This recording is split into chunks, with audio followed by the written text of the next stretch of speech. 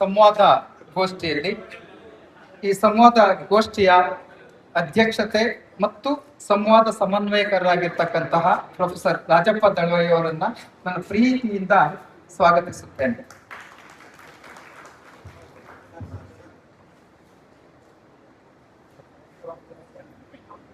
ಈ ಮೀಸಲಾತಿ ಬಂದು 25 ವರ್ಷಗಳಾಗಿದ್ದಾವೆ. ಈ 25 ಕಾಲು ಶತಮಾನದೊಳಗಡೆ ಲಕ್ಷಾಂತರ ಜನರು ಇದರ ಫಲಾನುಭವಿಗಳಿದ್ದಾರೆ. ಅಷ್ಟು ಜನರನ್ನ ನಾವು ವೀಕ್ಷಣೆ ಮಾಡಲಿಕ್ಕೆ ಅಥವಾ ಸಮೀಕ್ಷೆ ಮಾಡಲಿಕ್ಕೆ ಹೋಗ್ಲಿಲ್ಲ. ನಮ್ಮ ಕಣ್ಣಳತೆಯಲ್ಲಿರ್ತಕ್ಕಂಥವ್ರು ಮತ್ತು ಇದರ ಫಲವನ್ನ ಸಮೃದ್ಧಿಯಾಗಿ ಪಡೆದಂಥವರು ಅಂಥವರನ್ನ ಹುಡುಕದಂತ ಸಂದರ್ಭದಲ್ಲಿ ಅದರ ಪ್ರಾತಿನಿಧ್ಯವಾಗಿ ಇಡೀ ಕರ್ನಾಟಕದೊಳಗಡೆ ಪ್ರಾತಿನಿಧ್ಯವಾಗಿ ಈ ವೇದಿಕೆ ಮೇಲಿದ್ದಾರೆ. ಅದರಲ್ಲಿ ಮುಖ್ಯವಾಗಿ ಡಾಕ್ಟರ್ ಎಚ್ ನಟರಾಜ್ ಅವರು, ವ್ಯವಸ್ಥಾಪಕ ನಿರ್ದೇಶಕರು, ಲಿಟ್ಕರ್, ಕರ್ನಾಟಕ ಸರ್ಕಾರ, ಇವರನ್ನ ತುಂಬಾ ಪ್ರೀತಿಯಿಂದ ನಾನು ಸ್ವಾಗತಿಸುತ್ತೇನೆ.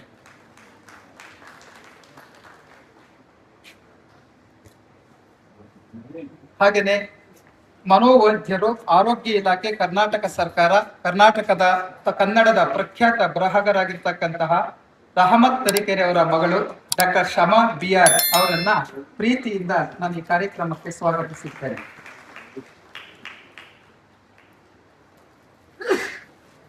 ಸಹಾಯಕ ನಿರ್ದೇಶಕರು, ಸಮಾಜ ಕಲ್ಯಾಣ ಇಲಾಖೆ, ದೇವಲ್ ನಾಯ್ಕ್ ಅಂತ ಹೇಳ್ಬಿಟ್ಟು ಇವರು ನಮ್ಮ ಮೇಷ್ಟ್ರು PG ಸೆಂಟರ್ ತಂದಂತ ಸಂದರ್ಭದಲ್ಲಿ, ತುಮಕೂರು ವಿಶ್ವವಿದ್ಯಾಲಯಕ್ಕೆ PG ಸೆಂಟರ್ ತಂದಂತ ಸಂದರ್ಭದಲ್ಲಿ ಅದರ ಫಲಾನುಭವಿಯಾಗಿದ್ದಂಥವ್ರು, ನಮ್ಮ ವಿದ್ಯಾರ್ಥಿ ಆಗಿದ್ದಂಥವ್ರು. ಅವರು JRF ಆದ ನಂತರ KS ಆಯ್ತು. ಆ KS ಆದ ನಂತರ ಮೇಷ್ಟ್ರು ಒಂದು ಸಣ್ಣ ಕೈ ಹಿಡಿದಿದ್ರಿಂದ ಇವತ್ತೊಂದು ಅಧಿಕಾರಿ ಸ್ಥಾನದಲ್ಲೂ ಇದ್ದಾರೆ. ಇವತ್ತು ಬಂದಿದ್ದಾರೆ. ಅವರನ್ನ ಪ್ರೀತಿಯಿಂದ ನಾನು ಈ ಕಾರ್ಯಕ್ರಮಕ್ಕೆ ಸ್ವಾಗತಿಸುತ್ತೇನೆ. ಹಾಗೆ ಡಾಕ್ಟರ್ ಟಿಪ್ಪು ಸುಲ್ತಾನ್, ವೈದ್ಯಾಧಿಕಾರಿಗಳು, ನಾಗಮಂಗಲ, ಅವರನ್ನು ಈ ಕಾರ್ಯಕ್ರಮಕ್ಕೆ ಪ್ರೀತಿಯಿಂದ ನಾನು ಸ್ವಾಗತಿಸುತ್ತೇನೆ.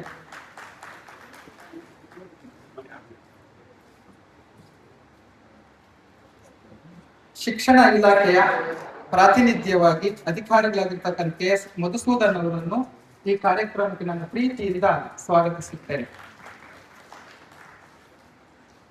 ಒಂದು ಸಂತೋಷದ ವಿಷಯ ಏನಪ್ಪಾ ಅಂತಂದ್ರೆ, ಇವತ್ತು ವೇದಿಕೆ ಮೇಲೆ ಆರಂಭದಲ್ಲಿ ಉದ್ಘಾಟನಾ ಸಮಾರಂಭದೊಳಗಡೆ ಮೇಷ್ಟ್ರು ಎತ್ತಿದಂತ ಅನೇಕ ಪ್ರಶ್ನೆಗಳಿಗೆ ಇವತ್ತೊಂದು ಫಲ ಕೊಡುವ ರೀತಿಯಲ್ಲಿ ಮಾನ್ಯ ಶಾಸಕರು, ಮಾಜಿ ಸಚಿವರಾಗಿರ್ತಕ್ಕಂಥ KN ರಾಜಣ್ಣ ಅವರ ನೇತೃತ್ವದಲ್ಲಿ ಒಂದು ಕನ್ನಡ ಪರ ಹೋರಾಟ ಮತ್ತೊಂದು ಭೌತಿಕವಾಗಿ ಕಟ್ಟಬೇಕಂತಕ್ಕಂಥದ್ದು ಇಲ್ಲಿ ರೂಪಿತ ಆಗಿದೆ. ಹಾಗೂ ರೂಪಿತವಾಗಿರ್ತಕ್ಕಂಥದ್ದು ನಮ್ಮೆಲ್ಲ ಏನು ಈ ಕಾರ್ಯಕ್ರಮವನ್ನ ಮಾಡ್ಲಿಕ್ಕೆ ಶ್ರಮ ವಹಿಸಿದೀವಲ್ಲ, ಆ ಶ್ರಮ ಸಾರ್ಥಕ ಅಂತ ಹೇಳ್ಬಿಟ್ಟು ನಾವು ಭಾವಿಸ್ಕೊಂಡಿದ್ದೇವೆ.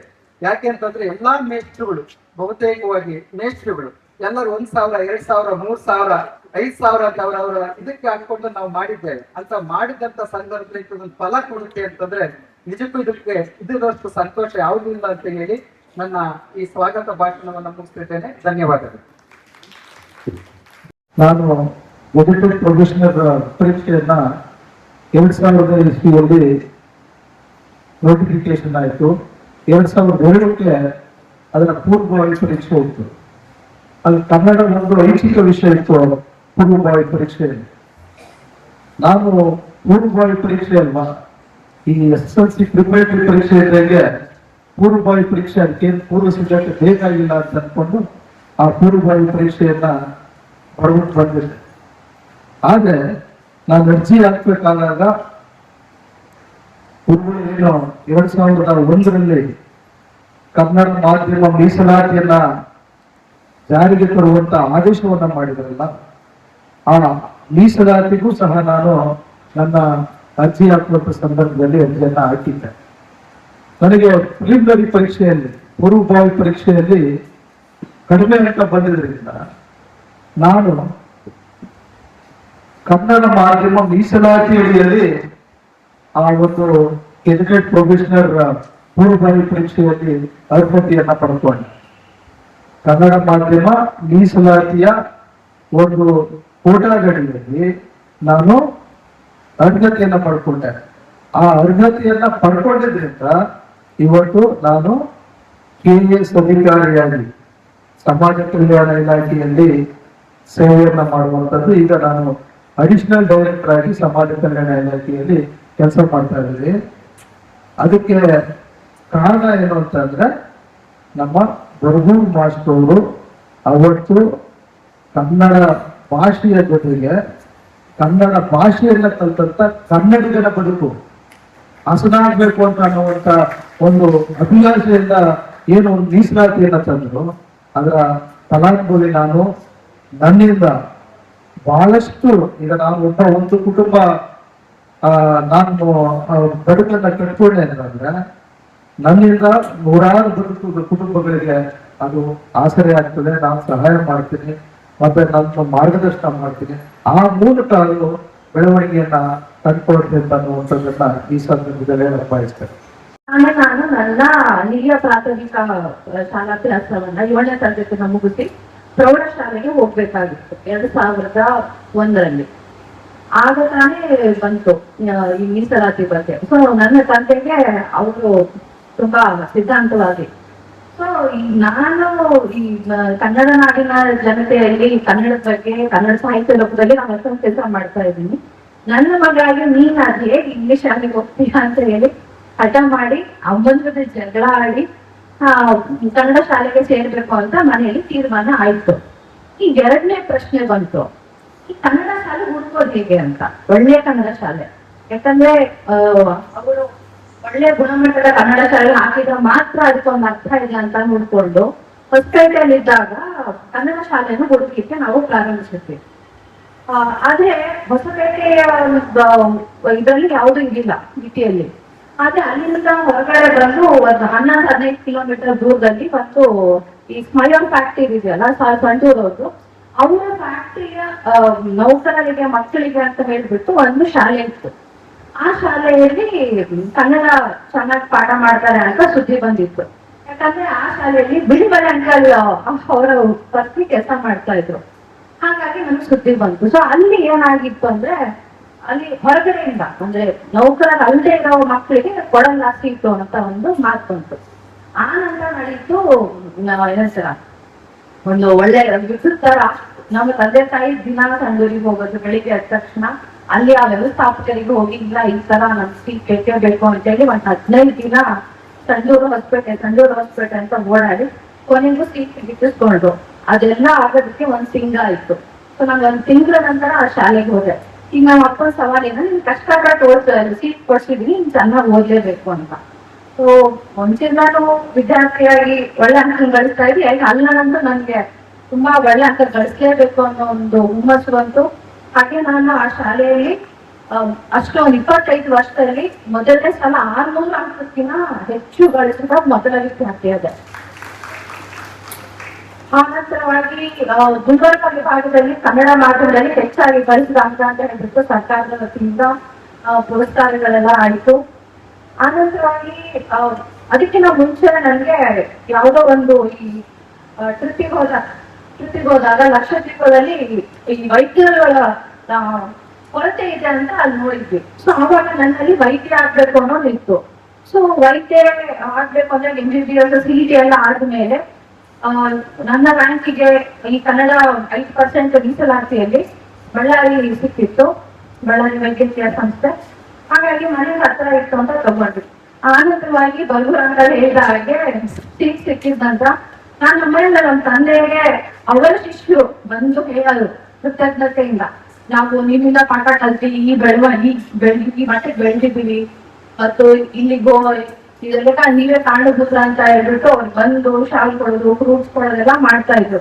ಅದನ್ನೆಲ್ಲ ನೆನ್ಸ್ಕೊಂಡು ನಾನು ಹೋಗಿ ಬರ್ದೂರ್ ಅಂಕಲಿಗೆ ಸೀಟ್ ಕೊಟ್ಟು ಬರ್ತೀನಿ ಅಂತ ಹೇಳಿ ಸೀಟ್ ಸಿಕ್ಕಿ 2-3 ದಿನದಲ್ಲೇ ಅವರಿಗೆ ಹೋಗಿ ಸೀಟ್ ಕೊಟ್ಟಿದ್ದು ಅವ್ರು ಇನ್ನೂ ಜ್ಞಾಪಕ ಇಟ್ಕೊಂಡಿರೋದು ನನ್ನ ಹೆಮ್ಮೆಯ ವಿಷಯ ಆಯ್ತು. ದಾಖಲಾತಿ ಕೊಟ್ಟಾಗ ಅಪ್ಪರ್ ಕ್ಯಾಸ್ಟ್ ಲೋಯರ್ ಕ್ಯಾಸ್ಟ್ ಅಂತ ನಾವೇನ್ ಡಿವೈಡ್ ಮಾಡ್ಕೊಂತೀವಿ, ಅಲ್ಲಿ ಅವ್ರಿಗೆ ಸಮಾನತೆ, ಅವ್ರಿಗೆ ಸಾಮಾಜಿಕ ನ್ಯಾಯ ಕೊಟ್ಟಂಗೆ ಹೋಗುತ್ತೆ ಅಂತ ನನ್ನ ಭಾವನೆ. ಮತ್ತೆ ಪ್ರಾದೇಶಿಕ ಅಸಮತೋಲನ ನಿವಾರಣೆ ಮಾಡಬಹುದು. 100ರಷ್ಟು ನಾನು ಇದರ ಫಲಾನುಭವಿ ಅಂತ ನಾನು ಹೇಳ್ಕೊಳ್ಳೋಕೆ ಇಷ್ಟಪಡ್ತಾ ಇದ್ದೀನಿ. ಯಾಕಂದ್ರೆ ಒಂದು ಪುಸ್ತಕ ಕೊಟ್ಟರು ಈಗ ಅದರಲ್ಲಿ ಇರುವಂತಹ ಎಲ್ಲಾ ರೂಲ್ಸ್ಗಳು ನನ್ನ ಲೈಫ್ಗೆ ಹೆಲ್ಪ್ ಆಗಿದೆ. ಮೊದಲನೇದಾಗಿ ಒಂದು ಪ್ರೋಗ್ರಾಮ್ ಮಾಡ್ತೀವಿ. ಅಲ್ಲಿ 1ರಿಂದ 4ನೇ ತರಗತಿಯವರೆಗೆ ಕನ್ನಡ ಮಾಧ್ಯಮದಲ್ಲಿ ಓದಿದ್ದು. ನಮ್ಮ ತಾಯಿ ತಂದೆ ಇಬ್ರು ಕನ್ನಡ ಟೀಚರ್ಸ್, ಅಲ್ಲೇ ಓದಿದ್ದು. 5ನೇ ತರಗತಿಯಿಂದ 10ನೇ ತರಗತಿಯವರೆಗೆ ಸ್ವಾಮೀಜಿಯವರ ಶಾಲೆಯಲ್ಲಿ ಕನ್ನಡ ಮಾಧ್ಯಮನೇ, ಅಲ್ಲೂ ಕೂಡ ನಾನು ಆಯ್ದುಕೊಂಡೆ. ಇಂಗ್ಲಿಷ್ ಮೀಡಿಯಂ ಬೇಡ, ನನಗೆ ಕನ್ನಡ ಬೇಕು ಅಂತ. ನಾನು ಮುಸ್ಲಿಂ ಆಗಿದ್ರು ಕೂಡ ನನ್ನ ದೈನಂದಿನ ದಿನಚರ್ಯ 90 ಭಾಗ ನಾನು ಕನ್ನಡನೇ ಮಾತಾಡೋದು. ಮನೆಯಲ್ಲಿ ಏನ್ ಬಂದು ಮಾತಾಡ್ತೀನಿ ಅದು ಉರ್ದು ಇರುತ್ತಷ್ಟೇ. ಮಿಕ್ಕಿದ್ದು ನಾನು ಮನೆ ಬಿಟ್ಟು 9 ಗಂಟೆಗೆ ಮನೆ ಬಿಟ್ರೆ 10ವರೆಗೆ ಮನೆಗೆ ಬರ್ತೀನಿ. 10ವರೆ ತನಕನೂ ಕೂಡ ಕನ್ನಡದಲ್ಲೇ ನಾನು ಮಾತಾಡುವಂತದ್ದು. ತದನಂತರ ನನಗೆ PUC ನಲ್ಲಿ ಒಂದು 6000 ರ್ಯಾಂಕಿಂಗ್ ಬಂದಿತ್ತು. KA ನಲ್ಲಿ ಕೂತಿದ್ವಿ. ಅಲ್ಲಿ 3 ಗಂಟೆಯಿಂದ 7 ಗಂಟೆವರೆಗೆ ನನಗೆ MBBS ಸೀಟ್ ಹೇಗೆ ಸಿಕ್ಕಿದ್ದು ಅಂತ ಹೇಳ್ತೀನಿ. ಇಂಟ್ರೆಸ್ಟಿಂಗ್ ಇದೆ. 3ರಿಂದ 5 ಗಂಟೆವರೆಗೆ 2B ಕನ್ನಡ ಮೀಡಿಯಂ ಅನ್ನುವಂಥದ್ದು 2BK ಅಂತ ಬರುತ್ತೆ. ಕನ್ನಡ ಮೀಡಿಯಂ ಅನ್ನುವಂಥದ್ದು 3 ಗಂಟೆಯಿಂದ 7:30 ಗಂಟೆವರೆಗೆ ಯಾರಿಗೂ ಸಿಕ್ಕಿರ್ಲಿಲ್ಲ. ಅದಕ್ಕೆ ನನ್ನ ಭಾಗ್ಯದಲ್ಲಿ ಇತ್ತೇ ಅನ್ನೋದು ಕನ್ನಡ ಮೀಡಿಯಂ ಆಗಿ ಸಿಕ್ಕಿದ್ದು. ಅಲ್ಲಿ ಒಂದು 7:30ಗೆ ನನಗೆ MBBS ಸೀಟ್ ಸಿಕ್ಕಿದ್ದು. ಆನಂತರ MBBS ಮುಗಿಸ್ದೆ. ನಾನು ಮುಗಿಸಿದ ಮೇಲೆ ನನ್ನ ವೈದ್ಯಕೀಯ ವೃತ್ತಿಯನ್ನ ಸ್ಟಾರ್ಟ್ ಮಾಡೋದಕ್ಕೆ GM ಕನ್ನಡ ಮೀಡಿಯಂ, ಇದು ಕೂಡ ಕನ್ನಡ ಮೀಡಿಯಂ ಅಲ್ಲೇ ಇರುವಂತದ್ದು. ಆನಂತರ ಕನ್ನಡದಲ್ಲಿ ನಾನು ಗ್ರಾಮೀಣ ಪ್ರದೇಶದಲ್ಲಿ ಕೆಲಸ ಮಾಡ್ಬೇಕು ಅಂತ ನಾನು ಡಿಸೈಡ್ ಮಾಡಿದಾಗ ಗ್ರಾಮೀಣ ಪ್ರದೇಶಕ್ಕೆ ಹೋಗಿ ನಮ್ಮ ಮನೆಯಿಂದ ಸುಮಾರು 30 ಕಿಲೋಮೀಟರ್ ದೂರ ಆದ್ರು ಸರ್ವಿಸ್ ಹೊತ್ತು ನಿರ್ವಹಿಸಿದವರಿಗೆ ಹೇಗಿದೆ ನಮ್ಮ ಪ್ರಾಥಮಿಕ ಆರೋಗ್ಯ ಕೇಂದ್ರ ಹೇಗಿದೆ ಅಂತ ಸರ್ವಿಸ್ ಹೊತ್ತು. ಒಟ್ಟಿನಲ್ಲಿ ಹೇಳೋದಾದ್ರೆ ನಾನು ಆ ಬುಕ್ನಲ್ಲಿರುವಂತಹ ಎಲ್ಲಾ ರೂಲ್ಸ್ ಅನ್ನ ಫಾಲೋ ಮಾಡ್ತಾ ಇದ್ದೀನಿ. ನಾನು ರಾಮಚಂದ್ರಪ್ಪ ಸರ್ ಅವರಿಗೆ ತುಂಬಾ ಆಭಾರಿಯಾಗಿದ್ದೀನಿ. ಧನ್ಯವಾದಗಳನ್ನ ತಿಳಿಸ್ತಾ ಇದ್ದೀನಿ.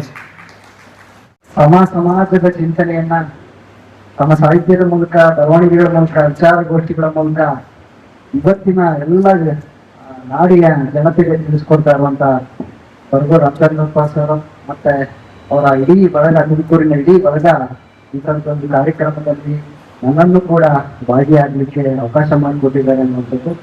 ನಾನು ಇದೇ ಉಜಿರೆ ತಾಲೂಕಿನ ಕಟ್ಟರಾಜಹಳ್ಳಿ ಗ್ರಾಮದ ನಮ್ಮ ತಂದೆ ಇದ್ದಾರೆ, ರೈತ ಕುಟುಂಬ ಇವತ್ತು ಬಂದಿದ್ದಾರೆ. ನಿಮ್ಮ ತಂದೆ ಮತ್ತು ತಾಯಿಗೂ ಕೂಡ ಆ ಗ್ರಾಮದಿಂದ ಬಂದಂಥವ್ರು. ಅಧಿಕಾರಿಯಾಗಿ ನಡೆಯಲಿಕ್ಕೆ ಕನ್ನಡ ಭಾಷೆ ಅನ್ನುವಂಥದ್ದು ನನ್ನ ಜೀವನದ ಭಾಗವಾಗಿ ಇವತ್ತಿನವರೆಗೂ ಕೂಡ ನಿಂತಿದೆ ಅನ್ನುವಂಥದ್ದು ನಾನು ಬಹಳ ಹೆಮ್ಮೆಯಿಂದ ಹೇಳ್ಕೊಂತೀನಿ. ನಾನೊಬ್ಬ ಕನ್ನಡ ಮಾಧ್ಯಮದ ಹುಡುಗ ಅಂತ ಹೇಳಿ. ಯಾಕೆಂದ್ರೆ ಕನ್ನಡವನ್ನ ಪದವಿಯಲ್ಲಿ ಮಧುಗಿರಿಯ ಪ್ರಥಮ ದರ್ಜೆ ಕಾಲೇಜಿನಲ್ಲಿ ಐಚ್ಛಿಕ ವಿಷಯವಾಗಿ ತಗೊಂಡಂತ ಸಂದರ್ಭದಲ್ಲಿ ನನಗೆ ಹನುಮಂತರಾಯಪ್ಪ ಅಂತ ಹೇಳಿ ಲೆಕ್ಚರರು, ಇಲ್ಲ ನೀನು ಐಚ್ಛಿಕವಾಗಿ ಕನ್ನಡ ಓದಲೇಬೇಕು ಅನ್ನುವಂತ ಒತ್ತಾಯವನ್ನು ಮಾಡಿದಂತ ಸಂದರ್ಭದಲ್ಲಿ ನಾನು HET ಬೇಕು ಪೊಲಿಟಿಕಲ್ ಸೈನ್ಸ್ ಅಂತ ಕೇಳಿದೆ. ಇಲ್ಲ ನೀವು ಇದನ್ನೇ ಓದ್ಬೇಕು ಅಂತ ಅವತ್ತಿಗೆ ನನ್ನನ್ನ ಆ ವಿಭಾಗಕ್ಕೆ ತಡೆದಂಥದ್ದು. ಬಹುಶಃ ಅದು ಇವತ್ತು ಇಲ್ಲಿ ಅಧಿಕಾರಿಯಾಗಿ ಈ ತರದ ಒಂದು ವೇದಿಕೆಯ ಮೇಲೆ ನಿಂತು ಮಾತಾಡ್ಲಿಕ್ಕೆ ಅವಕಾಶ ಮಾಡಿಕೊಟ್ಟಿದೆ ಅನ್ನುವಂಥದ್ದು. ಮತ್ತೆ KPSC ನಲ್ಲಿ ಏನು ಗೆಸ್ಟೆಡ್ ಪ್ರೊಫೆಷನರಿ ಆಗಿ ಮುಖ್ಯ ಶಿಕ್ಷಕನಾಗಿ ನೇಮಕಾತಿ ಮಾಡ್ಕೊಳ್ಳುವಂತ ಸಂದರ್ಭದಲ್ಲಿ ಜನರಲ್ ಮೆರಿಟ್ ಕೋಟ ಎಲ್ಲ ಮುಗಿದೋಯ್ತು. ನಾನು ನೆಕ್ಸ್ಟ್ ನೇರವಾಗಿ ಜಾತಿಗೆ ಹೋಗ್ಬೇಕಾಗಿತ್ತು. ಅಂದ್ರೆ ಸುಮಾರು 200 ರ್ಯಾಂಕ್ ಕೆಳಗಡೆ ಹೋಗ್ಬೇಕಾಗಿತ್ತು. ಈ ಮಾಧ್ಯಮದ ಮೀಸಲಾತಿಯಿಂದಾಗಿ ನಾನು ಜನರಲ್ ಮೆರಿಟಿನ ಕನ್ನಡ ಮಾಧ್ಯಮದಲ್ಲಿ ಆಯ್ಕೆ ಆಗಲಿಕ್ಕೆ ಸಹಾಯ ಆಯ್ತು. ಅಂದ್ರೆ ಇನ್ನ 200 ರ್ಯಾಂಕ್ ಹಿಂದಕ್ಕೆ ಹೋಗುವಂತದ್ದು ಈ ಮಾಧ್ಯಮ ನಮ್ಗೆ ಸಿಕ್ಕಿದ್ರಿಂದಾಗಿ ನಾನೇನಾಯ್ತು ಒಂದಷ್ಟು ರ್ಯಾಂಕಿಂಗ್ ಅನ್ನ ಅಂದ್ರೆ 558 ಜನರಲ್ಲಿ ನಾನು 3ನೇ ರ್ಯಾಂಕ್ ಆಗಿ ಪಡೆಯಲಿಕ್ಕೆ ಆಯ್ತು. ಇಲ್ಲಾಂದ್ರೆ 300 ಮೇಲ್ಪಟ್ಟು ನಾನು ರ್ಯಾಂಕಿಂಗ್ ಹೋಗ್ಬೇಕಾಗಿತ್ತು ಅನ್ನುವಂಥದ್ದು. ಸೊ ಈ ಅವಕಾಶ ಮತ್ತೆ ಇರೋದ್ರಿಂದ ನಾನು ತುಂಬಾ ಭಿನ್ನ. ಯಾಕೆ ಅಂದ್ರೆ ನಾನೊಬ್ಬ ಕನ್ನಡ ಟೀಚರ್ ಆಗಿ 8 ವರ್ಷಗಳ ಕಾಲ HM ಪ್ಲಸ್ ಕನ್ನಡ ಟೀಚರ್ ಆಗಿ ಕೆಲಸ ಮಾಡಿದ್ದೇನೆ. ಹಂಗಾಗಿ ಇರೋದ್ರಿಂದ ಎಲ್ಲರಿಗೂ ಕೂಡ ನಾನು ಭಿನ್ನ ಅಂತ ಭಾವಿಸ್ತೀವಿ.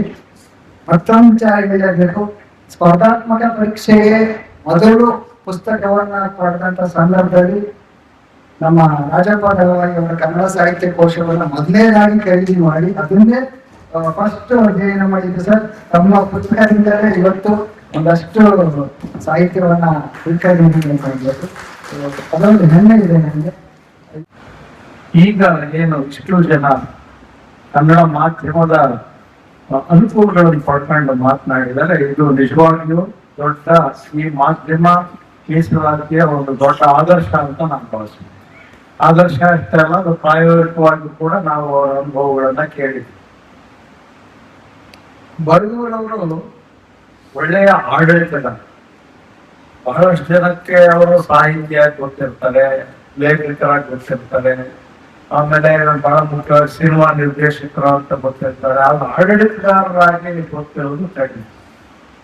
ವಿಧಾನಸೌಧ ಹೆಚ್ಚು ಕಡಿಮೆ ದೇವರಾಜ ಅರಸು ಕಾಲದಿಂದಲೂ ಅವರು ವಿಧಾನಸೌಧದ ಜೊತೆಯಲ್ಲಿ ನಂಟು ಇಟ್ಕೊಂಡ್ರು. ಮುಖ್ಯವಾಗಿ ಅಧ್ಯಾಪಕರ ಹಕ್ಕು ಬಾಧ್ಯತೆಗಳಿಗಾಗಿ ಅವರ ಮೊದಲ ಹೋರಾಟವನ್ನು ಇದೇ ತುಮಕೂರಿನ ಅಧ್ಯಾಪಕರಾಗಿದ್ದಾಗ ಅವರು ಹೋರಾಟ ಶುರು ಮಾಡಿದ್ರು.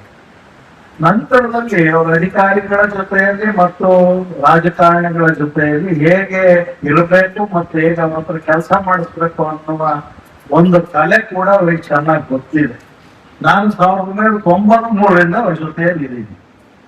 ಸಾಮಾನ್ಯವಾಗಿ ವಿಧಾನಸೌಧ ಎಷ್ಟು ಜಡ ಅಂದ್ರೆ ಕಲ್ಲಿಗಿಂತ ಜಡ.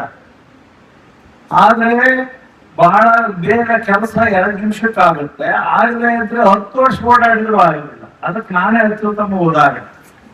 ಹೆಚ್ಚು ಕಡಿಮೆ 10 ವರ್ಷ 11 ವರ್ಷ ವಿಧಾನಸೌಧದಲ್ಲಿ ಓಡಾಡಿ ನನ್ನ ನಿವೃತ್ತಿ ಪಿಂಚಣಿಯನ್ನೆಲ್ಲ ಸೆಟ್ರೇಟ್ ಮಾಡ್ಕೊಂಡಿದ್ದೀನಿ.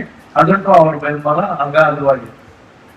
ಅವರು ರಾಜೀನಾಮೆ ಮುಂಚೆ ಒಂದ್ಸರಿ ಕೊಟ್ಟಿದ್ರು. ಸಾಹಿತ್ಯ ಅಕಾಡೆಮಿ ಅಧ್ಯಕ್ಷರಾಗಿದ್ದಾಗ ತಮ್ಮ ಬಗ್ಗೆ ಬಂದ ಒಂದು ಆಪಾದನೆ, ಹುಸಿ ಆಪಾದನೆ ಕಾರಣಕ್ಕಾಗಿ ನನ್ನ ನೈತಿಕವಾದಂತಹ ರಾಜೀನಾಮೆ ಅಂತ ಕನಿಷ್ಠ ಓಟಲ್ಲಿ ನನಗೆ ಬರೆದುಕೊಟ್ಟು ನಾನು ಮೊಯ್ಲಿ ಅವ್ರ ಹತ್ರ ಹೋದೆ. ಆಗ ಅವರು ಮುಖ್ಯಮಂತ್ರಿ. ಅವ್ರಿಗೆ ತಲುಪಿಸಿ ಆದ್ಮೇಲೆ ಎಲ್ಲ ಹೋಗಾದ್ಮೇಲೆ ನಾನು ರಾಮಚಂದ್ರಪ್ಪನವ್ರಿಗೆ ಮಾತನಾಡಿದ್ನಿ, ನೀವು ಹೇಳಿ ಈ ಪತ್ರ ಏನು ಮುಖ್ಯ ಅಂತ ತಿಳಿಯೋದು ಬೇಡ ಅಂತ ನೀವು ಹೋದಾಗ ಹೇಳಿ ಅಂತ ನನಗೆ ಹೇಳಿ ಕಳಿಸಿದ್ರು. ಆಮೇಲೆ ಅವ್ರ ಹತ್ರ ಮಾತನಾಡಿ ನೀವು ಮುಂದುವರಿರಿ, ಇಂಥ ಆಪಾದನೆಗಳೆಲ್ಲ ತೊಂದರೆ ಬರ್ತವೆ, ನನಗೇನು ತಲೆ ಕೆಡಿಸ್ಕೋಬೇಡಿ. ಎಸ್.ಎನ್. ಕೃಷ್ಣ ಅವರು ಮತ್ತು ಜಿ. ಪರಮೇಶ್ವರ್ ಅವರ ಜೊತೆಗೆ ಸಹಕರಿಸ್ತಾ ಇದ್ರೆ ಬಹುಶಃ ಈ ನಿಯಮಗಳು ಆಗ್ತಾ ಇದೆ. ಆಡಳಿತವನ್ನ ಯಾರು ಮಾಡ್ತಾ ಇರ್ತಾರೆ ಅನ್ನೋದು ಕೂಡ ಬಹಳ ಮಹತ್ವದ್ದು. ಈಗ ನೋಡಿ, ಅವರು ಕನ್ನಡ ಮಾಧ್ಯಮದಲ್ಲಿ ಸುಮಾರು 10,000 ಜನ ಅಧ್ಯಾಪಕರುಗಳಿಗೆ ಉದ್ಯೋಗ ಅವಕಾಶಗಳನ್ನು ಸೃಷ್ಟಿ ಮಾಡಿ. ಆದ್ರೆ ಅದನ್ನ ಮೊದಲು ವಿರೋಧಿಸಿದವರು ಶ್ಯಾಮನೂರು ಶಿವಶಂಕರ್ನವರು ಜಾಲ.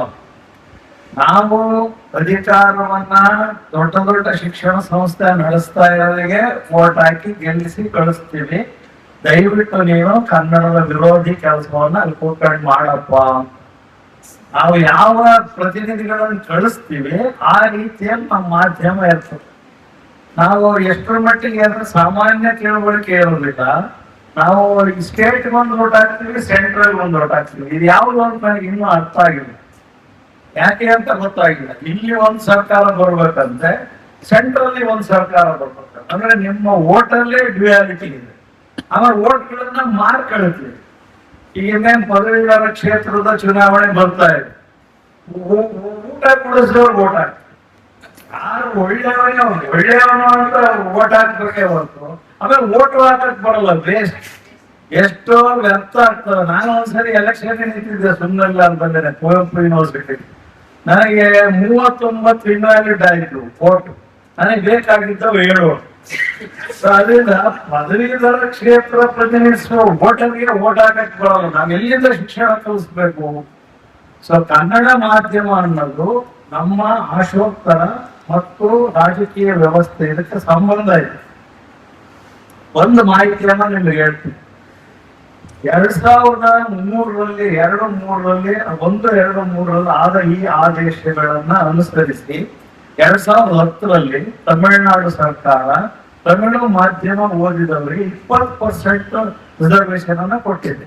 ಅದು ಬರಗೂರು ವರದಿಯ ಇಂಪ್ಯಾಕ್ಟ್. ಇನ್ನ ದೇಶದ ಯಾವ ಭೂಭಾಗದಲ್ಲೂ ಭಾಷೆಯ ಕಾರಣಕ್ಕಾಗಿ ಮೀಸಲಾತಿ ಇಲ್ಲ. ಮಹಾರಾಷ್ಟ್ರದಲ್ಲಿದೆ, ಅಲ್ಲಿ ಮರಾಠಿಗೆ ಅಂತ ಕೊಡ್ತಾರೆ ಹೊರತು ಮರಾಠಿ ಭಾಷೆಯನ್ನು ಓದೋರಿಗೆ ಕೊಡಲ್ಲ. ಜನಾಂಗಿಕವಾದ ಮೀಸಲಾತಿ ಇದೆ. ಕರ್ನಾಟಕ ಯಾಕೆ ಒಳ ಮೀಸಲಾತಿ ಅನ್ನುವ ಪದವನ್ನ ಮೊದಲು ಹುಟ್ಟು ಹಾಕಿದವರು ಶ್ರೀಮಾನ್ HD ದೇವೇಗೌಡ. ಯಾಕಾಗಿ ಅಂದ್ರೆ ಅವರ ಆಳ್ವಿಕೆಯಲ್ಲಿ ಸ್ವಲ್ಪ ಹಿಂದುಳಿದ ಪ್ರಬಲ ಜಾತಿಗಳನ್ನ ಬಿಟ್ಟು ಮೈಕ್ರೋಸ್ಕೋಪಿಕ್ ಕಮ್ಯುನಿಟಿಗಳಿಗೆ ಅವಕಾಶ ಕೊಡಬೇಕು ಅಂತ ಒಳ್ಳೆಯ ಉದ್ದೇಶದಿಂದ ಆರಂಭ ಆಯಿತು. ಆದ್ರೆ ಹಿಂದುಳಿದವರಲ್ಲಿ ಮೀಸಲಾತಿಯ ಬಗ್ಗೆ ಎಚ್ಚರ ಇಲ್ಲದೆ ಇರೋದ್ರಿಂದ ಅದು ಕೊನೆಗೆ ಶೆಡ್ಯೂಲ್ ಕಾಸ್ಟ್ ನ ಮೀಸಲಾತಿಯ ಒಳ ಮೀಸಲಾತಿಯ ವಿಷಯವಾಗಿ ಬಂತು. ಆ ಚರ್ಚೆ ಬಹಳ ಅರ್ಥಪೂರ್ಣವಾಗಿ ಜಾರಿಗೆ ಬಂದಿದ್ದು ಬರಗೂರು ಕಾರಣಕ್ಕಾಗಿ, ಬರಗೂರು ವರದಿಯ ಪರಿಣಾಮದಿಂದಾಗಿ. ಮೀಸಲಾತಿಯಲ್ಲಿ ಒಳ ಮೀಸಲಾತಿ ಅನ್ನುವುದು ಹಾಗೆ ಹೇಳಿದವರು ಮತ್ತೆ ಅವರ ಕುಟುಂಬದವರ ಮುಂದೆ ಒಂದೇ ಜಾತಿಗೆ 184 KS ಹುದ್ದೆಗಳನ್ನು ಕೊಟ್ಟರು. ಅದು ಇನ್ನೊಂದು ಬಹಳ ದೊಡ್ಡ ಇಂಪ್ಯಾಕ್ಟ್ ಬಿಡಿ. ನೀವು ಈ KPSC ಅಧ್ಯಕ್ಷ ಆಗಿರೋರು ಪಾಪ 40,000 ರೂಪಾಯಿ ಇನ್ಕಮ್ ಕೊಟ್ಟು ತಮ್ಮ ಮಗಳನ್ನ ಆಯ್ಕೆ ಮಾಡಿದ್ದಾರೆ. ಸೊ ಕೆಲಸ ಕೊಡುವ, ಓದಿಸುವ ವ್ಯವಸ್ಥೆಗಳನ್ನ ವ್ಯವಸ್ಥಿತವಾಗಿ ಕೆಡಿಸುವವರಿಗೆ ಅಧಿಕಾರವನ್ನ ನಾವು ಕೊಡ್ತಾ ಬಂದಿದ್ದೀವಿ. ಬರ್ರಪ್ಪ ಕೆಡಿಸ್ಲಿ ಅನ್ನುವಂಥದ್ದು. ನಮ್ಮ ಸ್ಪಂದನೆಗೆ ಯಾರಿದ್ದಾರೆ ಅವರನ್ನ ನಾವು ಲೀಡರ್ ಮಾಡ್ಕೋಬೇಕು. ಆದ್ರೆ ಅಂತವ್ರು ಎಷ್ಟೋ ಜನಕ್ಕೆ ಸರಿಯಾದ ಅವಕಾಶಗಳು ಸಿಕ್ಕಲಿಲ್ಲ. ಅವಕಾಶ ಸಿಕ್ಕರು ಜಾರಿ ಮಾಡಕ್ ಕೊಡಲಿಲ್ಲ. 10,000 ಹುದ್ದೆಗಳನ್ನ ಕ್ಷಣ ಮಾತ್ರದಲ್ಲಿ 3,000 ಇಳಿಸುವುದು. ಆಮೇಲೆ ಈಗೇನಾಗಿದೆ ಅಂದ್ರೆ MBBS ವೃತ್ತಿಪರ ಶಿಕ್ಷಣದಲ್ಲಿ ಮೊದಲು ಲ್ಯಾಂಗ್ವೇಜ್ ಇರಲಿಲ್ಲ. 2001ಕ್ಕಿಂತ ಮುಂಚೆ ಇರಲಿಲ್ಲ. ಲ್ಯಾಂಗ್ವೇಜ್ ಅನ್ನ ಪ್ರತಿಪಾದಿಸಿದವರು ಬರಗೂರು ರಾಮಚಂದ್ರಪ್ಪ. ಯಾಕೆ ಅಂದ್ರೆ ಕನ್ನಡ ಜಾರಿ ಬರ್ಲಿ ಅಂತ. ಆದ್ರೆ ಅಧಿಕಾರಿಗಳು ಏನ್ ಮಾಡಿದ್ರು, ಕನ್ನಡ ಜೊತೆ ಇಂಗ್ಲಿಷ್ ಅನ್ನು ಜಾರಿಗೆ ತಂದ್ರು. ಈಗ ಇಲ್ಲ, ಕನ್ನಡ ಹೊರಟೋಗಿದೆ, ಇಂಗ್ಲಿಷ್ ಹುಡ್ಕೊಂಡಿದೆ. ಇದು ನಮ್ಮ ದುರಂತ. ನಮ್ಮ ದುರಂತ ಅಂದ್ರೆ ಬೇರೆ ಏನು ಅಲ್ಲ. ಇವತ್ತು ಕನ್ನಡ ಉದ್ಯೋಗಾವಕಾಶಗಳು ಸಂಪೂರ್ಣವಾಗಿ ನಾಶ ಆಗಿದೆ. 6 ಪೀಳಿಗೆ 4, 4 ಪೀಳಿಗೆ 3, 3 ಪೀಳಿಗೆ 1. ಈಗ ಕಾಂಟ್ರಾಕ್ಟ್ ಅಲ್ಲಿ ಒಂದು 5,000 ರೂಪಾಯಿ ದುಡ್ಡು ಕೊಡ್ತೀವಿ, ಪಾಠ ಮಾಡ್ಕೊಳ್ತಾ ಹೋಗಿ ಅನ್ನುವಂತ ಸ್ಥಿತಿ ಇದೆ. ಇದಕ್ಕೆ ಕಾರಣ ಮುಖ್ಯವಾಗಿ ಖಾಸಗಿ ವಿಶ್ವವಿದ್ಯಾಲಯಗಳ ದಬ್ಬಾಳಿಕೆ ಮತ್ತು ಸರ್ಕಾರದ ಸರಿಯಾದ ಪಾಲಿಸಿನೇ ಇಲ್ಲ. ಈಗ ಪ್ರಾಥಮಿಕ ಶಿಕ್ಷಣ ಆಗಲಿ, ಉನ್ನತ ಶಿಕ್ಷಣ ಆಗಲಿ, ಇದನ್ನ ಯಾರನ್ನು ಬಹಳ ಇಷ್ಟಪಟ್ಟು ತಗೊಳ್ತಾರ ಖಾತೆಗಳನ್ನ ಅಂದ್ರೆ ಇಲ್ಲ. ಯಾರಿಗೋ ತಲೆ ಕಟ್ಟಬೇಕಿದ್ನ, ಬಾರಪ್ಪ ಇಲ್ಲಿ ನೀನ್ ಮಿನಿಸ್ಟರ್ ಆಗಿದ್ಯಲ್ಲ, ಆ ಕಾರಣಕ್ಕಾಗಿ ಇದನ್ನ ನಿರ್ವಹಿಸು ಅಂತ. ಆ ಕೆಲವರಿಗೆ ಸುಂದರ, ಕೆಲವರು ಬೇಕು ಅಂತ ತಗೊಂಡದನ್ನೇ ಬಹಳ ಒಳ್ಳೆ ವಹಿವಾಟಿನ ಕ್ಷೇತ್ರ ಮಾಡ್ಕೊಂಡ್ರ ಉದಾಹರಣೆಗಳು ಇವೆ. ಆಮೇಲೆ ಏನು ಹುಟ್ಟುವಳಿ ಇಲ್ಲ ಅಂತ ಬೇಡ ಅಂತ ನಿರ್ಲಕ್ಷಿಸಿರೋರು ಇದ್ದಾರೆ. ಇದು ಒಂಥರ ಕೊನೆ ಪ್ರಿಯಾರಿಟಿ. ಶಿಕ್ಷಣಕ್ಕೆ ಕೊಡಬೇಕಾಗಿರುವ ಆದ್ಯತೆಯನ್ನ ನಾವು ಸರಿಯಾದ ರೀತಿಯಲ್ಲಿ ಕೊಡ್ತಾ ಇದ್ದೀವಿ. ಸೊ ಇದು ಬಹಳ ಮುಖ್ಯ. ಮಾಧ್ಯಮದ ಈ ಮೀಸಲಾತಿಯ ವಿಷಯ ಇದೆಯಲ್ಲ, ಇದು ಒಂದು ಸರ್ವೆ ಆಗಿದೆ ಮುಖ್ಯವಾಗಿ. ಅದು ಪ್ರತಿ ವರ್ಷ ಡಾಟಾ ಸಿಗುತ್ತೆ. ಅದೇನು ದೊಡ್ಡ ವಿಷಯ ಅಲ್ಲ. ಒಂದು 10 ಜನ ಒಳ್ಳೆಯ ಸಂಶೋಧಕರನ್ನ ನೇಮಕ ಮಾಡಿದ್ರೆ ಕನ್ನಡ ಅಭಿವೃದ್ಧಿ ಪ್ರಾಧಿಕಾರದಂತ ಮಾಡ್ಬೇಕು. ಆದ್ರೆ ಅಲ್ಲಿ ಏನಾಗಿದೆ ನಮ್ಮಲ್ಲಿ ಅಂತಂದ್ರೆ, ಅಧ್ಯಕ್ಷರಾಗಿ ಅವ್ರ ಅವಧಿ ಹೋಯ್ತು ಅಂತ ಒಳ್ಳೆಯ ಪರಿಪಾಲನೆಯನ್ನ ಮುಂದುವರಿಸೋದಿಲ್ಲ. ಅಲ್ಲಿ ಮುಂದೆ ಬಂದವರು ತಮ್ಮ ಪ್ರತಿಷ್ಠೆಯನ್ನ ಹೇಗೆ ಸಾಧಿಸ್ಕೋಬೇಕು ಅನ್ನುವಂತ ಅಧ್ಯಕ್ಷರುಗಳು ಜಾಸ್ತಿ ಆಗ್ತಾರೆ. ಆಮೇಲೆ ಒಳ್ಳೆಯ ಅಭಿಪ್ರಾಯಗಳು ಇರೋದಿಲ್ಲ. ಈಗ ಇಂಥ ಒಂದು ಜನೋಪಯೋಗಿಯಾದಂತಹ ಕಾನೂನು ಇದೆ, ಇಂಥ ಜಾರಿಗೆ ಬಂದಿದೆ, ಇದನ್ನ ಸಂರಕ್ಷಿಸ್ಬೇಕು, ಇದನ್ನ ಮುಂದುವರಿಸ್ಬೇಕು. ಅದು ಅನಿವಾರ್ಯ ಆದೇಶ ಆಗಿದೆ, ಮುಂದುವರೆದಿದೆ. ಏನಾದ್ರು ಮುಂದೆ ಬಂದ ಅಧ್ಯಕ್ಷರು ತಡೆಯಕ್ಕೆ ಅವಕಾಶ ಇದ್ರೆ ತಡಲೆ ಬಿಟ್ಟಿದ್ರೆ ಗೊತ್ತಿಲ್ಲ, ಬರಗೂರವ್ರಿಗೆ ಬಂದಿಲ್ಲ. ಅದಾಗಿಲ್ಲ. ಸದ್ಯ ಅದಾಗದಂಗೆ ಇರ್ಲಿ. ಕನ್ನಡವನ್ನು ಉಳಿಸೋದಕ್ಕೆ ಇಷ್ಟೊಂದು ಹೋರಾಟವು ಯಾವ ಜಿಲ್ಲೆ ಸ್ಟೇಟ್ ಅಲ್ಲೂ ನಡೀತಾ ಇಲ್ಲ. ಮತ್ತು ಇಷ್ಟು ಫೆಸಿಲಿಟೀಸು ಮೀಸಲಾತಿಯಲ್ಲಿ ಯಾವ ಸ್ಟೇಟ್ ಅಲ್ಲೂ ಇಲ್ಲ. ಕರ್ನಾಟಕ 1874ರಿಂದ ಮೈಸೂರು ಸಂಸ್ಥಾನ ಮೀಸಲಾತಿಯನ್ನು ಕೊಡ್ತಾ ಬಂದಿದೆ. ಮಹಾರಾಷ್ಟ್ರ 1902ರಿಂದ ಕೊಡ್ತಾ ಬಂದಿದೆ. ಇವೆರಡೇ ರಾಷ್ಟ್ರಗಳು ಮುಖ್ಯವಾಗಿ ಸ್ಟೇಟ್ಗಳು ಮೀಸಲಾತಿಯಲ್ಲಿ ಮುನ್ನೆಲೆಯಲ್ಲಿರೋದು. ಅವನು ಕಮಿಷನ್ ಅಂತ ಕಮಿಷನ್ ಬೋರ್ಡ್ ಇದೆ, ಇನ್ನು ಮೀಸಲಾತಿನೇ ಇರಲಿಲ್ಲ ಕರ್ನಾಟಕ. ಅಂಥದ್ದೇ ಸಾಲಿನಲ್ಲಿ ಬರಗೂರವರ ಹೆಸರು ಕೂಡ ಮೀಸಲಾತಿಯಲ್ಲಿ ಚಿರಸ್ಥಾಯಿಯಾಗಿ ಕರ್ನಾಟಕದ ಚರಿತ್ರೆಯಲ್ಲಿ ಇರುತ್ತೆ. ಅವರ ಮುಖ್ಯವಾಗಿ ಅವರ ಸಾಂಸ್ಕೃತಿಕ ನೀತಿ ಜಾರಿಗೆ ಬರಬೇಕು ಅಂತ ನಾನು ಈ ವೇದಿಕೆಯಿಂದ ಒತ್ತಾಯಿಸ್ತೀನಿ. ಯಾಕೆ ಅಂದ್ರೆ ಈ ಮೀಸಲಾತಿ ಎಷ್ಟು ಮಹತ್ವದ್ದು, ಅವರು ಸಿದ್ಧಪಡಿಸಿರುವ ಸಾಂಸ್ಕೃತಿಕ ನೀತಿ ಕೂಡ ಅಷ್ಟೇ ಮುಖ್ಯ. ಯಾವುದಕ್ಕೆ ಅದಕ್ಕೆ ಅಡ್ಡಗಾಲ ಹಾಕೋದು ಯಾರು ಅಂದ್ರೆ ತಿಳುವಳಿಕೆಯಿಂದ ಬೇಡ ಅಂದಿದ್ರೆ ಏನಾಗ್ತಿರ್ಲಿಲ್ಲ. ಅದನ್ನ ಇವರು ಹೇಳಿರೋದು ಅಷ್ಟು ಮಾತುದಲ್ಲ ಅಂತ ಅದ್ರ ಮೇಲೆ ಇನ್ನೊಂದು ವರದಿ ನೇಮಕ ಮಾಡೋದು, ಇದನ್ನ ಡೈಲ್ಯೂಟ್ ಮಾಡೋದು, ಅದು ಬೇಡ ಅನ್ನೋದು, ಇದು ಬೇಡ, ಅದೆಲ್ಲ ತಮ್ಮ ಮೂಗಿನ ನೇರಕ್ಕೆ ಮಾಡುವಂತಹ ಕೆಲಸಗಳಲ್ಲ. ಸರ್ಕಾರ ಒಂದು ಪಾಲಿಸಿಯನ್ನ ಆ ಪಾಲಿಸಿಯನ್ನು ಮಾಡಬೇಕು. ಸಾಂಸ್ಕೃತಿಕ ನೋಡಿ, ಗಡಿನಾಡು ಅಧ್ಯಯನ ಅಂತ ಅವರು ಒಂದು ವರದಿಯನ್ನ ಕೊಟ್ಟು, ವಾಸ್ತವವಾಗಿ ಅದನ್ನ ಕನ್ನಡ ಹೋರಾಟಗಾರರ ಒಬ್ರು ಕೊಡ್ಬೇಕಾಗಿತ್ತು, ಅವರು ಕೊಡ್ಲಿಲ್ಲ. ಅದಕ್ಕಾಗಿ ಇವರ ಜವಾಬ್ದಾರಿ ವಹಿಸಿದ್ರು. ಇವತ್ತು ಗಡಿನಾಡ ಒಂದು ಪ್ರಾಧಿಕಾರ ಆಗಿದೆ. ಅವ್ರು ಎಲ್ಲಿ ಏನ್ ಕೆಲಸಗಳನ್ನ ಮಾಡ್ತಾರೆ, ಈಗ ಒಂದು PG ಸೆಂಟರ್ನ ಇಲ್ಲಿಗೆ ನೇಮಕ ಮಾಡಿ ಶೆಟ್ರು ಇಲ್ಲಿ ಕಳಿಸಿದ್ರು, ಇದೊಂದು ವಿಶ್ವವಿದ್ಯಾಲಯ ಆಗಿ ಬೆಳೆಸಿದ್ರು. ಸೊ ಅವರು ಇಲ್ಲಿ ಯಾವುದೇ ಕೆಲಸ ಕೈಯಾಗಿ ಮಾಡಲು ಪರಿಪೂರ್ಣವಾಗಿ ಮಾಡ್ತಾರೆ. ಅವ್ರ ಹಿಂದೆ ಸಹಾಯಕವಾಗಿ ಅನೇಕ ಜನ ಸ್ನೇಹಿತರಿರ್ತಾರೆ, ಪೊಲಿಟಿಷಿಯನ್ಸ್ ಇರ್ತಾರೆ, ಅಧಿಕಾರಿಗಳಿರ್ತಾರೆ. ಅವರ ಜೊತೆಗಿರುವ ಸ್ನೇಹದ ಕಾರಣಕ್ಕಾಗಿಯೇ ಆ ಎಲ್ಲ ಕೆಲಸಗಳನ್ನ ಮಾಡ್ತಾರೆ. ಆ ದೃಷ್ಟಿಯಲ್ಲಿ ಬರ್ಗೂರ್ ಕೇವಲ ಒಬ್ಬ ವ್ಯಕ್ತಿ ಅಂತ ನನಗೆ ಅನ್ಸಲ್ಲ, ಅವ್ರು ಬಹಳ ದೊಡ್ಡ ಒಂದು ಸಂಘಟನಾ ಶಕ್ತಿ ಇರೋದ್ರಿಂದಲೇ ಇಂಥವೆಲ್ಲ ಸಾಧ್ಯ ಆಗಿದೆ. ಅವರನ್ನ ಈ ಸ್ಟೇಟ್ ಸರಿಯಾಗಿ ಬಳಸ್ಕೊಳ್ಳದೆ ಇದ್ರೆ ಅವ್ರಿಗೇನು ನಷ್ಟ ಇಲ್ಲ. ಆದ್ರೆ ಅವ್ರು ಎಷ್ಟು ಕ್ರಮಬದ್ಧವಾಗಿ ತಮ್ಮ ಸಂಶೋಧನಾತ್ಮಕವಾದ ಎಲ್ಲ ವಿವರಗಳನ್ನು ಇಟ್ಕೊಂಡು ಅವರು ಒಂದು ಲೇಖನವನ್ನ ಬರೀತಾರೆ ಅಂದ್ರೆ ಅದರ ಹಿಂದೆ ಬಹಳ ದೊಡ್ಡ ಬರ್ನಿಂಗ್ ಇಶ್ಯೂ, ಅದರಲ್ಲೂ ಮುಖ್ಯವಾಗಿ ಶಿಕ್ಷಣದ ಮೇಲೆ ಅವರು ಈ ದಶಕದಲ್ಲಿ ಬರೆದಿರುವ ಬಹುಮುಖ್ಯವಾದ ವಿಷಯಗಳು ಕನ್ನಡ ಉಳಿವಿಕೆ ಮತ್ತು ಕನ್ನಡ ಮಾಧ್ಯಮಕ್ಕೆ ಸಂಬಂಧಪಟ್ಟ ವಿಷಯಗಳು ಹೆಚ್ಚಾಗಿವೆ. ಎಷ್ಟೋ ವರದಿಗಳನ್ನ, ಅವರ ಲೇಖನಗಳನ್ನ ಪಾಲಿಸಿಗಳನ್ನಾಗಿ ಮಾಡಬಹುದು ಒಂದು ಸರ್ಕಾರ, ಅದಕ್ಕೇನಾದ್ರು ಸಂವೇದನಾಶೀಲತೆ ಅನ್ನೋದಿದ್ರೆ. ಆದ್ರೆ ಅವ್ಯಾವ ಮುಖ್ಯ ಆಗೋದಿಲ್ಲ.